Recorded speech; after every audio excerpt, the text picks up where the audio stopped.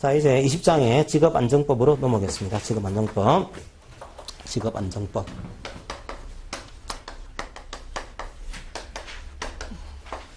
여러분 혹시 직업안정법을요, 근로기준법 공부할 때 본 기억이 좀 있을지 모르겠어요. 저는 봤어요. 근데 여러분은 기억이 안 날 수가 있어요. 이게 어디에 봤는가 하면, 이게 근로기준법의 구조에 이게 설명할 때 이게 나왔습니다. 구조가 뭔가 하면 중간탁식 배제예요. 그러니까, 이 사람이 누구든지 중간에 끼어들어가지고 취업이라든지 여기에 간섭하지 마라. 이익을 취득할 목적으로 이게 중간탁식 배제입니다. 그런데 잘 보시게 되면 누구든지 법률에 의하지 않고서는 중간에 개입하지 마세요 해놨어요. 거꾸로 얘기하면은 법률로 정해놨으면은 중간에 끼어들어서 돈 받더라도 허용해 주겠다는 거예요. 그 법의 대표적인 법이 두 가지입니다. 하나가 파견법.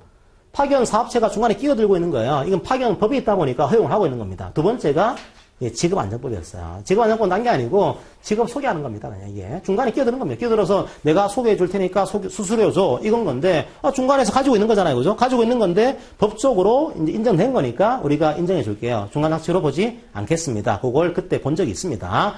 그러면 이 법의 최대 중요한 그 내용은 직업 소개를 해주는 그 업체가 두 가지가 있어요. 하나가 민간이 있을 수도 있고 민간 혹은 국가가 할 수 있어요. 우리가 국가가 한다고 표현할 때 직업안정기관의 장이다 그런 표현을 씁니다. 직업안정기관의 장.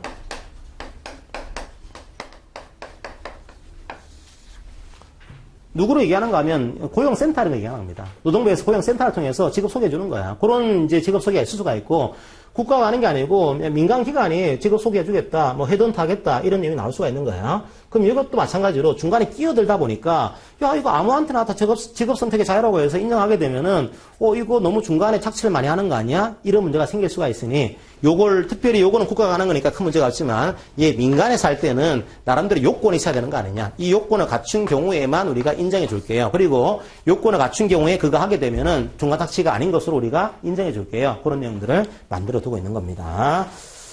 자, 그러면 한번 보겠습니다. 503쪽에 첫 번째. 그럼 누가 직업 소개를 한다고요? 직업안정기관의 장. 국가가 하는 거예요, 이제. 고용센터가 하는 겁니다. 고용센터가 하는 거는 뭐 자기들이 이제 하는 거죠. 몇 가지 그 내용들이 잘 나오는 것들이 있긴 해요. 첫 번째, 직업 소개를 할 때 구인 신청합니다. 구인 신청을 할 때 직업안정기관의 장은 구인 신청의 수리를 거부해서는 안 됩니다. 뭐 상식적인 내용이죠, 그죠? 이거 거부하지 마세요. 그런데 거부할 수도 있습니다. 어떤 경우에는요? 내용이 법령을 위반했다. 보니까 구인 신청 내용이요. 여성을 엄청 차별하겠습니다. 이런 내용이 들어왔다. 그러면 당연히 거부해야겠죠. 그죠? 거부해야 되는 거예요. 그 다음에 너무 떨어지는 거 아닙니까, 이게. 너무 지금 근로조건이 현저하게 적당하지 않습니다. 이런 경우에도 거부할 수 있어요. 그리고, 누구를 이제 어떤 사람을 구인해 줄까요? 그냥 알아서 해주세요. 할 수가 없는 거죠. 구인 조건을 밝히기 거부했다? 이것도 할 수가 없고, 구인자가 채무사업자야. 야, 이런 괘씸한 사업주를 우리가 도와줄 수 있냐? 이런 사람도 우리가 거부하겠습니다. 이 경우를 제외하고서는 거부할 수 없어요. 근데 이 경우는 거부할 수도 있습니다. 자, 당연히 구직 신청도 거부해서는 안 됩니다. 그리고 근로조건을 명시를 하겠죠, 그죠? 당연히 이건 산식의 내용이에요. 이 내용을, 업무의 내용이라든지 근로조건을 구체적으로 밝혀서 해야 되는 거다. 직업 소개 원칙은 가끔 나옵니다. 어떤 사업장에 직업 소개를 해야 될까요? 가능하면 통근 가능한 지역이에요. 통근 가능한 지역. 통근 가능한 지역에 소개를 해야 되는데, 광역 직업 소개. 근데 통근 가능한 지역에 소개를 할 수가 없어요. 그때는 광범위한 지역에 걸쳐서 직업 소개를 할 수도 있습니다. 원래는 원칙은 통근 가능 지역. 하지만, 그럴 수가 없다는 경우에는 광범위한 지역에 걸쳐가지고 직업 소개를 할 수도 있다라고 하는 거. 자, 그 정도 하나 이해하시고. 아주 뭐 상식적인 내용들입니다. 일반적으로. 그 다음에 뭐 504쪽에 뭐 직업 지도를 해야 되고 뭐 고용 정보를 제공을 해야 되고 이런 내용들은 뭐 당연히 국가가 해야 되는 뭐 중요한 내용인 겁니다. 그렇게 하시고. 이제 여기서 중요한 것은 국가가 하는 거야. 자기들이 이제 그 내부 규정에 따라서 하는 건데 이제 밖에서 민간기관이 이 내용을 소개를 한다. 이거 마음대로 하면 안 되는 거 아닙니까? 요건이 있어요. 그 요건을 쭉 적어놨는데 먼저 개관을 보고 나서 돌아오겠습니다. 페이지 수로 좀 뒤로 가셔가지고 508쪽으로 오겠습니다. 508쪽. 508쪽에 가운데 제가 표를 그려놨어요. 표를. 직업안정기관 장 외자, 즉 민간인 거죠. 민간기관이 하는 사업이 있습니다. 그 실시 요건이 뭐가 되는 거냐 정리를 했습니다. 크게 네 가지죠. 직업 소개 사업이 있고요. 그 다음에 직업 정보 제공 사업이 있고 근로자 모집을 할 수 있습니다. 근로자 공급 사업을 합니다. 첫 번째로 직업 소개 사업. 카테고리를 잘 보시게 되면요. 직업 소개 사업이 무료로 하는 게 있고 유료로 하는 게 있고 직업 소개 사업을 국내에서 하는 경우가 있고 국외에서 하는 경우가 있어요. 잘 정리하게 되면 무료는 신고입니다. 신고. 유료는 등록이에요. 그러니까 무료는 자기가 뭔가 연결체 하는 게 아닌 거죠. 그죠? 그때는 신고만 하더라도 우리가 인정해 줄게요. 하지만 유료는 이건 좀 착취할 수 있으니까 등록을 해야 되는 겁니다. 등록이고. 그 다음에 국내는 예, 시장, 군수, 구청장에게 신고합니다. 국외는 노동부 장관이에요. 자, 국내는 시장, 군수, 구청장, 뭐 제주도지사, 그 다음 국외는 노동부 장관. 그렇게 카테고리를 짓게 되면 충분히 나올 수가 있어요. 그럼 무료니까 신고, 국내니까 시장, 군수, 구청장, 국외니까 노동부 장관. 유료니까 등록인데 국내니까 시장, 군수, 구청장, 국외니까 노동부 장관에게 신고한다. 등록한다. 이렇게 하시면 되겠습니다. 직업정보 제공 사업은 만약에 우리 사업이 직업 소개 사업을 하고 있다. 그때는 어차피 돼 있는 거니까 문제가 없어요. 요거만 할 경우에는 노동부 장관에게 신고합니다. 무료 직업 소개 사업을 하는 자, 유료 직업 소개 사업을 하는 자는 그 속에 직업 정보에 대한 제공이 들어가 있는 거예요. 이건 따로 필요 없는데 요거만 하는 경우에는 노동부 장관에게 신고하도록 요건이 되어 있고요. 여기서는 신고 노동부 장관에게. 근로자를 이제 모집을 합니다. 모집할 때는 모집 방법은 자유입니다. 이게 뭘로 하든지 간에 자유인데 만약에 국외에 취업할 근로자를 모집한다. 그때는 노동부 장관에게 신고를 또 해야 돼요. 신고. 그 다음에 근로자 공급 사업이 있습니다. 공급 사업. 공급 사업은 뭔가 하면 여러분들이 이런 내용 한번 기억날지 모르겠어요. 여기가 항운 노조가 있습니다. 항운 노조. 여기가 하역업체가 있어요. 하역업체.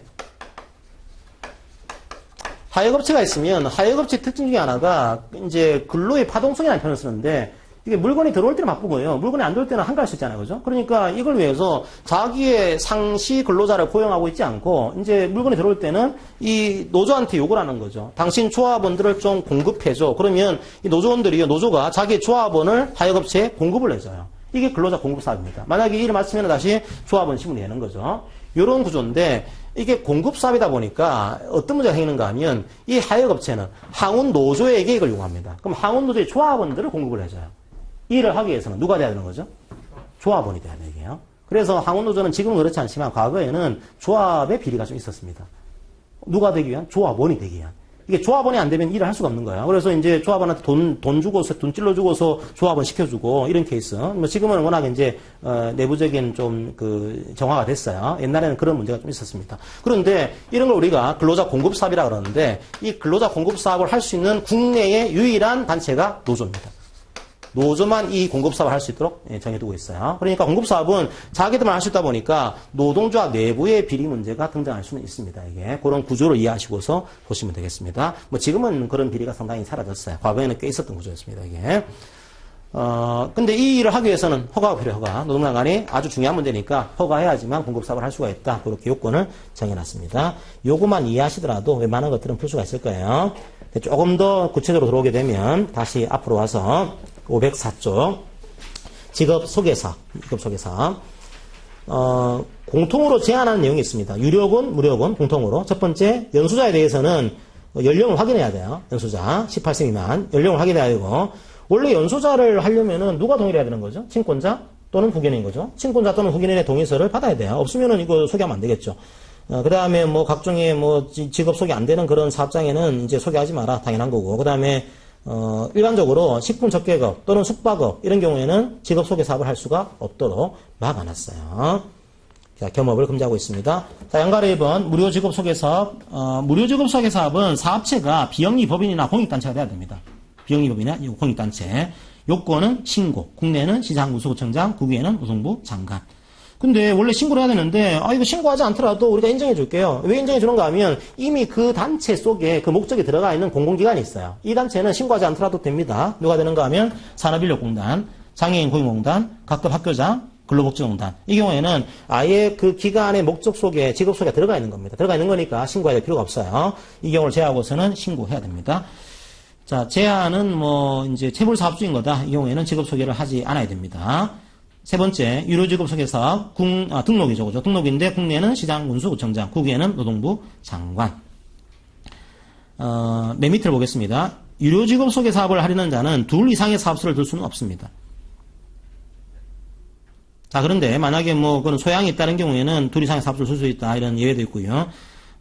또 하나의 중요하게 잘 나오는 것 중에 하나가 노동부 장관이 결정 고시한 요금 외에 금품을 받아서는 안 됩니다. 이게 중간 착취에 우려가 있다 보니까 요 고시한 내용만 받으세요 돼 있는데 예외가 있어요. 예외는 고급 헤드헌터입니다. 이게요. 고급 전문 인력을 소개하는 경우에는 받을 수도 있어요. 그렇게 고급 전문 인력을 소개한다. 그때는 원래는 요금의 금을 받아 이 고시한 요금 말고는 받아서는 안 되는데 고급 전문 인력을 지금 그 소개하고 있다. 이 경우에는 받을 수도 있다라고 하는 거 그렇게 하나 이해하시고요. 나머지는 이제 쭉 보시고 506쪽에 유료직업사업사계 직업소개사 같은 경우에는 두 번째 문단 직업상담원을 한 명 이상 둬야 돼요. 직업상담원을 한 명 이상 둬야 된다. 만약에 가족이 직업상담원이다. 이때는 고용한 것으로 인정을 해줘요. 이거를요. 그 다음에 직업정보 제공사업 2번 신고해야 됩니다. 노동부 장관에게. 만약에 무료직업 소개 사업을 하고 있거나 유료직업 소개 사업을 하고 있는 경우에는 그 요건 속에 들어가 있기 때문에 이건 큰 문제가 없지만 요거만 하는 경우에는 신고하도록 하고 있어요. 넘어가겠습니다. 507조. 근로자의 모집 자유입니다. 자유인데 두 번째 국외에 취업할 근로자 모집한다. 그때는 노동부 장관에게 신고를 해야 됩니다.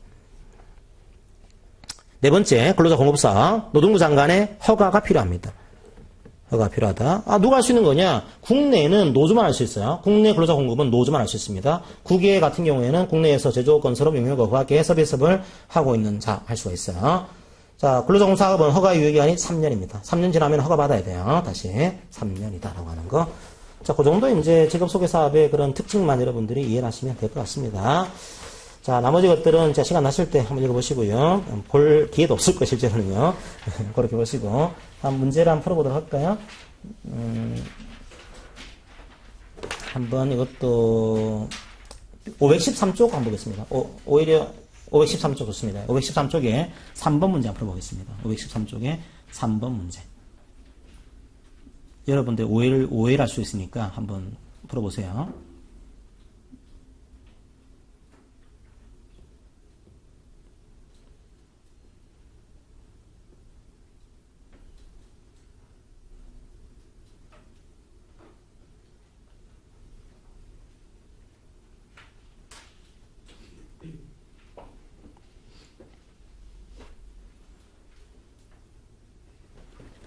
이거는 굳이 여러분들이 이걸 배우지 않았다고 하더라도 풀 수 있어요. 왜냐하면 근로자 공급사업은 이건 직업안정법에 나와 있습니다. 파견사업은 파견법에 나와 있어요. 다른 사업에 이거는요. 포함 안 됩니다. 이거는요. 다르게 구분하고 있어요. 규율을 따라오고 있습니다. 이건 당연한 거니까. 여러분들 당연한 건데도 이렇게 나오게 되면은 이게 무슨 말인지 헷갈릴 수 있어요. 다른 겁니다. 직업 아예 법이 다른 거예요. 이거는요. 자, 그렇게 하시고 넘어가시면 되겠습니다. 21장에 외국근로자 고용에 대한 법률 이게 나옵니다. 아마 한 5시는 좀 넘겨야 될 것 같아요. 넘겨서 6시까지는 안 갈 테니까 6시 정도에 마치는 걸로 그렇게 해서 좀 1시간 정도 약간 늘어날 수도 있을 것 같습니다. 그거 양해해 주시고 따라오시기 바랍니다. 21장의 외국인 고용법도 잠깐 쉬겠습니다. 10분 쉬었다가 바로 시작하겠습니다. 성인들은 뭐 오래 한다고 해서 좋은 게 아니고요. 이제 그 1시간 넘어가니까 성인 교육은 거의 사람들이 쓰러져가지고 이게 할 수가 없어요. 10분 쉬었다가 진행하겠습니다.